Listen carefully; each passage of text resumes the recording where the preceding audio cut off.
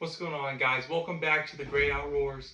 Today we're going to be talking about our Wyoming trip and the tips and tricks that you need to know before going to Wyoming. Please remember to like, comment, and subscribe. We have some awesome trips coming up this fall and winter, and we got some hunting and fishing planned, so you're not going to want to miss it.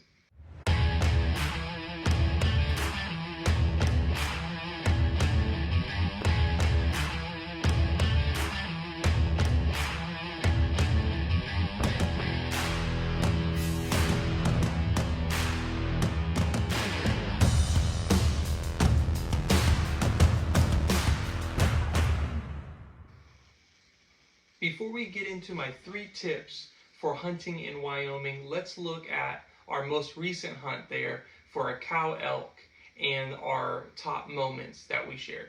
We just got to 10 Sleep, Wyoming, super small town in northern central Wyoming. We're waiting on our outfitter, Dirk, to be able to come pick us up from the town and take us to the homestead, and we'll start getting ready to hunt. The Great Outdoors getting up close and personal right here. Check them out.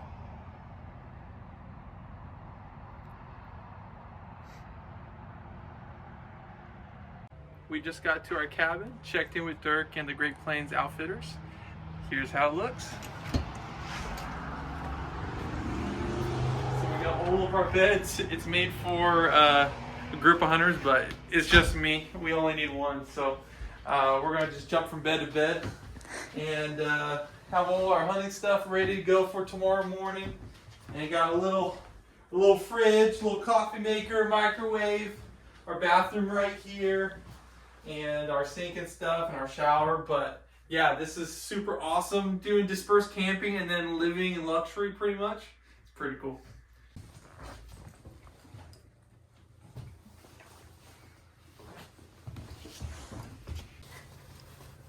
Alright guys, good morning. We're about to go on our first ever elk hunt, so we'll see how it goes.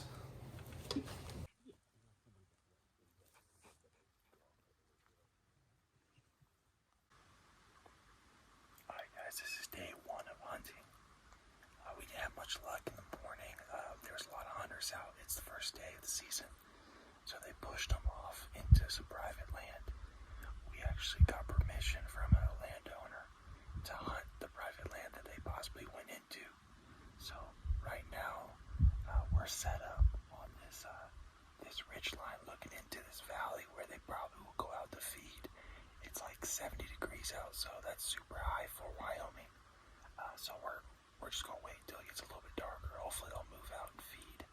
Dirk, our outfitter's moving down the line, seeing if he could glass them while they're bedded down. And if they're bedded down somewhere that we can find, we can get to them. But we're just gonna sit here and see if any movement comes and hopefully get lucky tonight.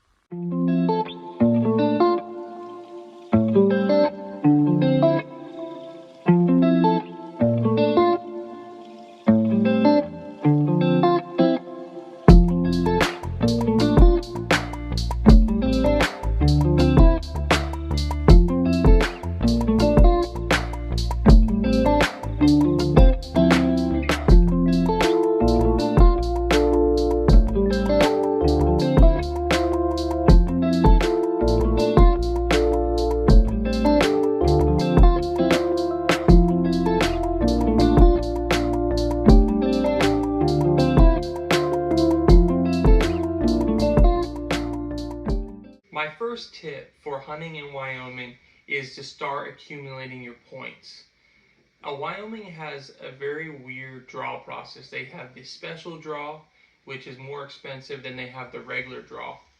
And for non-residents, which 99% of you are going to be, it's very similar between elk, antelope, mule deer, all your other species. It's very similar in the draw process, but more points will need to be done for more rare species.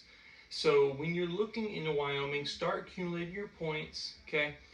Do your research on how many points you need in order to draw a tag. I've seen, when we were there in Wyoming, I saw hunters that waited 12 years in order to get an elk tag when they've never hunted in Wyoming before.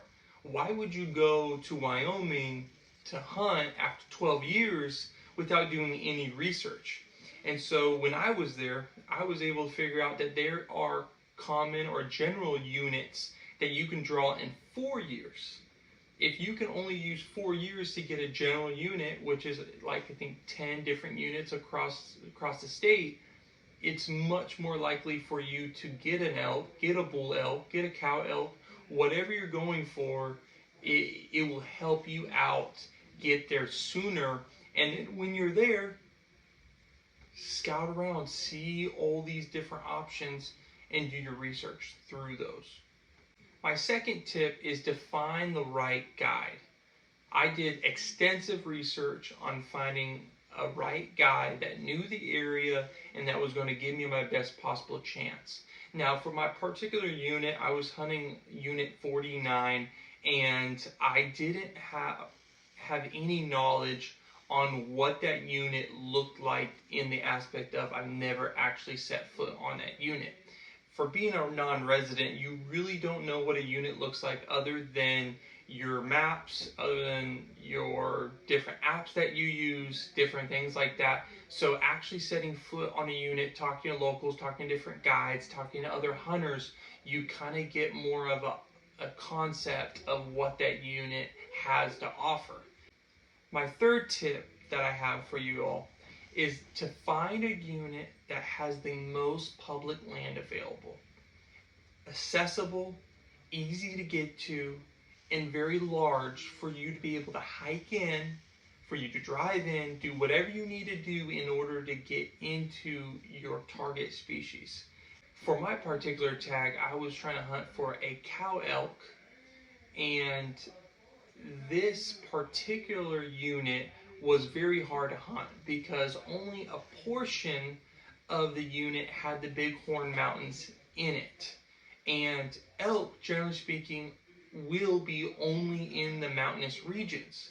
And so when you're hunting that particular unit, it cut out 75% of the unit of us to be able to hunt. And so everyone that had a tag for that unit was only able to hunt in that 25%. Now, different units in Wyoming are very different. Some have wilderness areas, some have BLM land, and normally they have a mixture of both. Look at your units and figure out which ones have the most public land that is for your specific species. If you look for these particular areas, you will have so much more of an opportunity to hike in further or drive in further or horseback ride in further to get away from other hunters, and it gives you a better opportunity to kill the animal of your choice. A lot of units in Wyoming they have crisscrossing patterns in their public land. Try to find a unit that has a large wilderness area that you're able to hunt. For a non-resident, you have to have a guide. For residents, okay, you don't need a guide. Now, if you're going to get a guide, but you're a non-resident, you probably need a guide in order to figure out the best possible opportunity for you to kill your particular animal. With you having a crisscrossing pattern of public and private land, it makes it very hard for you to make sure your species is in your public land that you need to get to. A lot of times these areas are cut out because the private land surrounds that public and you can't physically get there without doing something illegal. Thanks again, guys, for watching this YouTube video. Please subscribe to my YouTube channel, and we'll see you in the next one. Yo!